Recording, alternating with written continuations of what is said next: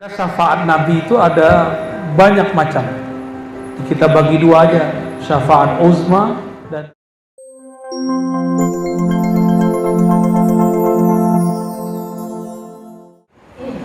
Assalamualaikum warahmatullahi wabarakatuh. Assalamualaikum warahmatullahi wabarakatuh. Yang sama-sama kita muliakan Abuya Dr. Abdulaziz Hashim, hadirin bapak-bapak dan hadirat ibu-ibu yang berbahagia. Bersyukur bisa bertatap muka langsung dan bermuajahah dengan Dr. Abuya Abdulaziz. Beda dokter sama dokter beda ya. Ya. Saya membaca sebuah hadis yang diriwayatkan oleh Imam At-Tirmidzi. Yang saya baca ini hadis hasan. Mudah-mudahan bisa menjadi kabar gembira barangkali untuk yang hadir bersama sini. Di dalam hadis tersebut disebutkan bahwa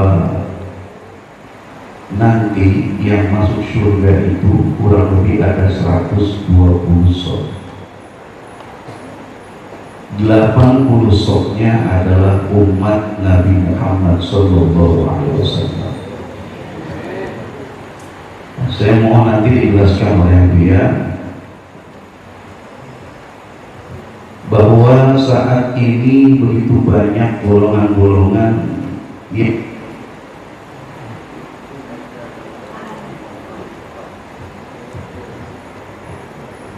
Mic-nya ngambek.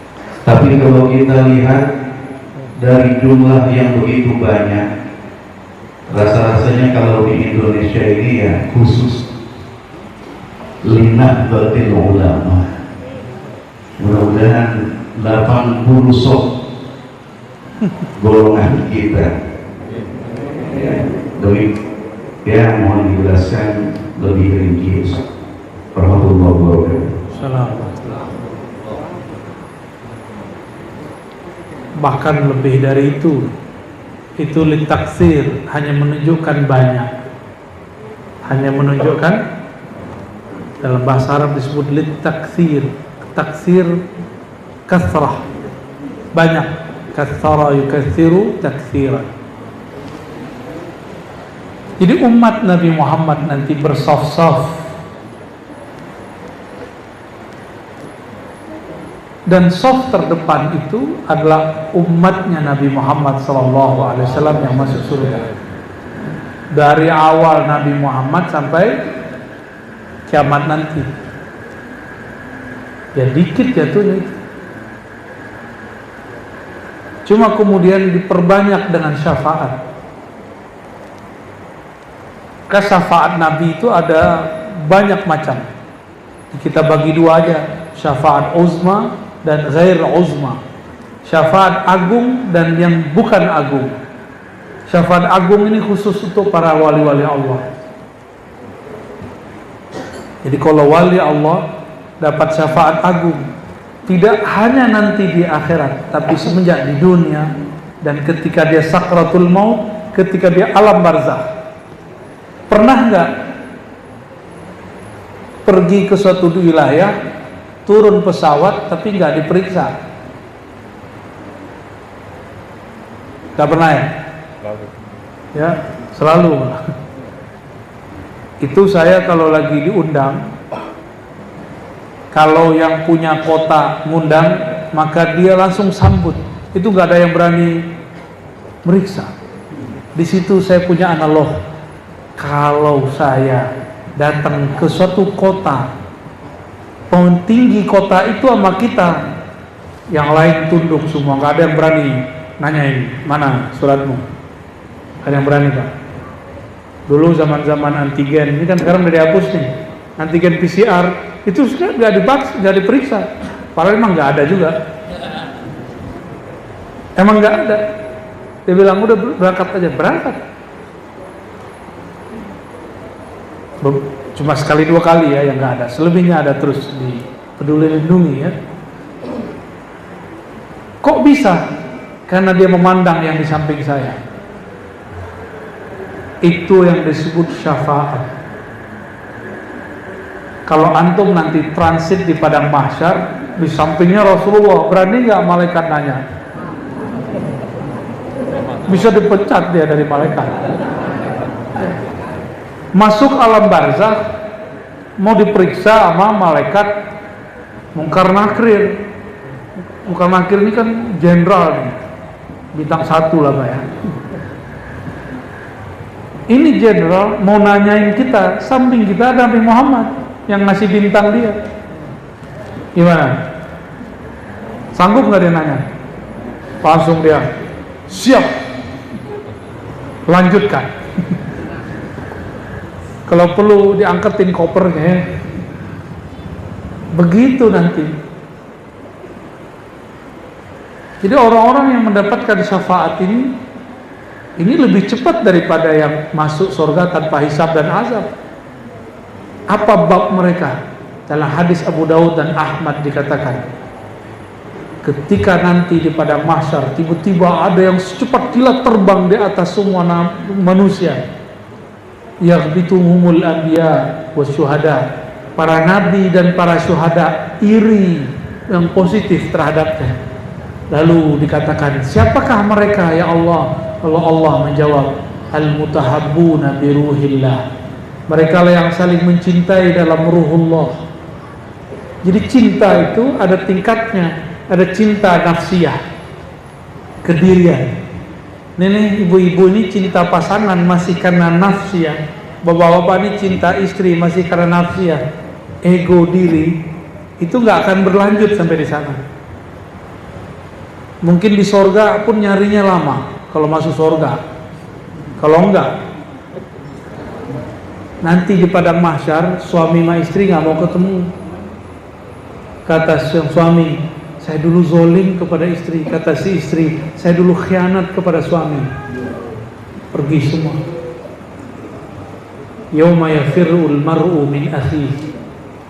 Pada saat itu seseorang lari dari saudaranya, dari pasangannya, dari ayah bundanya, dari kawannya, dari atasannya, bawahannya. Atasan pernah menzalimi bawahan, bawahan pernah mengkhianati atasan. Saudara benci saudara, tusuk dari belakang, gak berani ketemu. Gimana Pak? Kalau nggak dikasih syafaat, lewat. Ya. Kalau umroh, kalau keluar kota, keluar negeri, pernah ditahan di imigrasi nggak? Ada. Kawan saya ditahan di imigrasi, itu pengen buang air kecil di celana, dia cerita, saya nggak ngeliat, bukan waktu sama saya, padahal dia ustadz disuruh duduk doang. Itu ketakutan, bayangin coba. Gimana antum masuk ke alam transit di alam barzakh, dipototin, memulkan Munkar Nakir, berani nggak tuh? Maka kita butuh syafaat. Itu sebabnya sholat kita kayaknya nggak ada sholat antum yang bisa dibuat bikin syafaat. Coba sholatnya yang tadi benar-benar khusyuk, cuma angkat tangan. Ada nggak? Ada nggak? Nggak ada ya? Pak tentara khusyuk nggak ada? Khusyuk apa khusyuk? Gimana Kiai? Berhenti aja di Kiai kalau nggak khusyuk. Gimana mau bimbing umat sholat pun nggak khusyuk? Bimbing dulu diri kita kepada Allah, baru bimbing orang lain. Nggak kenal jalan ke Bandung, ngajak orang ke Bandung, sesat nggak? Nggak kenal jalan ke Allah, ngajak orang ke Allah, sesat nggak? Muter-muter. Jalan ke Allah itu gampang, bukan keluar ke dalam.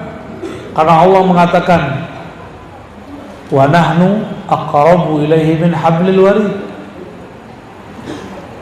Wa idza sa'alaka ibadi anni fa inni qarib. Jika hamba-Ku bertanya kepada engkau tentang aku, katakan aku sangat dekat. Jalan menuju Allah itu dekat sekali. Makanya di akhir itu nanti ada yang dapat syafaat langsung dari Allah, ada yang syafaat langsung dari Rasulullah. Dua golongan ini yang akan selamat. Itu yang diperbanyak oleh Allah. Syukurnya masing-masing mereka dapat kuota, bisa bantu 70 ke atas, 70 ke bawah, kira-kira begitu. Kalau ditaksirkan diperbanyak, maka baik-baik sama waliullah, ya, baik-baik sama ulama yang tulus kepada Allah. Kalau nggak sepaham, nggak usah menyerang, berhusnuzon saja. Ulama kan bukan nabi, pasti ada salahnya. Kalau dia wali, antum singgung dia. Jika dia tersinggung, yang tersinggung bukan wali, yang tersinggung yang mencintai wali itu siapa? Allah. Man 'adali waliyan faqad azantuhu bil harb. Siapa yang menyakiti waliku, aku nyatakan perang kepadanya. Jadi orang yang merangi wali siap-siap hidupnya gelisah aja bawaannya, walaupun dia ustadz wali syaitan, kan wali dua Pak. Jadi pilihannya di akhir zaman ini wali dua aja, wali syaitan, wali rahman. Wali syaitan, wali Allahur Rahman. Wali syaitan kerjaannya menyebar kebencian, wali rahman menyebar rahman, menyebar rahmat Allah. Maka kalau ingin kenal wali, satu saja, yang rahman menyebar rahmat Allah, yang syaitan menyebar kebencian. Sudah ketemu belum? Sudah kebayang? Jadi wali syaitan, wali rahman itu bukan masalah pro partai mana, anti penguasa atau pro penguasa. Saya yakin orang yang pro penguasa ada yang wali, orang yang anti penguasa ada yang wali. Saya yakin ada wali di kelompok ini. Tapi wali kalau anti penguasa, dia tetap mendoakan penguasa. Gitu bedanya. Tapi yang belum jadi wali, apa-apa udah main laknat aja. Dan saya bukan orang politik, saya nggak tertarik dengan dunia politik. Tapi jika ada kesempatan saya menyampaikan pesan-pesan Allah dan Rasulnya, saya akan sampaikan kepada mereka. Tidak hanya kepada penguasa, juga termasuk kepada sesama pendakwah dan ulama. Insya Allah. Udahlah ya, udah malam.